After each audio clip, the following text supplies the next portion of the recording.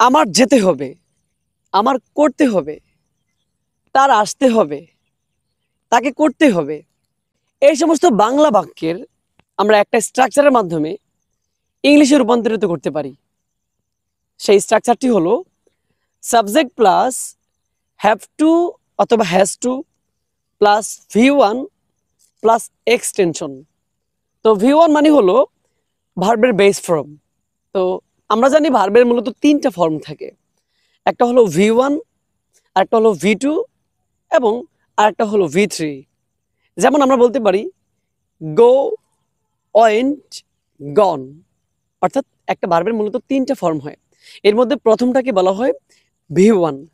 তো এখন আমি যদি আপনাদেরকে উদাহরণস্বরূপ বলি আমার যেতে হবে, তাহলে এটা হবে কি আই হ্যাভ টু গো।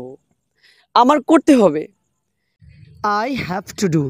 এখন সাবজেক্ট প্লাস হ্যাভ টু অথবা হ্যাজ টু, আপনি কখন কোনটা ব্যবহার করবেন? হ্যাভ টু ব্যবহার করবেন নাকি হ্যাজ টু ব্যবহার করবেন? যদি কখনো subject third person singular number হয় তাহলে কেবল আপনি হ্যাজ টু ব্যবহার করবেন, অন্যথায় আপনি হ্যাভ টু ব্যবহার করবেন। যেমন আমরা বলতে পারি তার কাজটি করতে হবে, তাহলে আমরা বলতে পারি he has to do the work. রহিমের এখানে আসতে হবে, রহিম হ্যাজ টু কাম হিয়ার। আশা করছি আপনারা বুঝতে পারছেন। অর্থাৎ যখন আপনার কোনো কাজের বাধ্যবাধকতা থাকবে, অর্থাৎ আপনাকে কাজটি করতে হবে, তখন আপনি সাবজেক্ট প্লাস হ্যাভ টু অথবা হ্যাজ টু প্লাস V1 এই স্ট্রাকচারটি ব্যবহার করে আপনি এই বাংলা কথাগুলোর ইংলিশে বলতে পারবেন। তো ভিডিওটি ভালো লাগলে অবশ্যই শেয়ার দিবেন।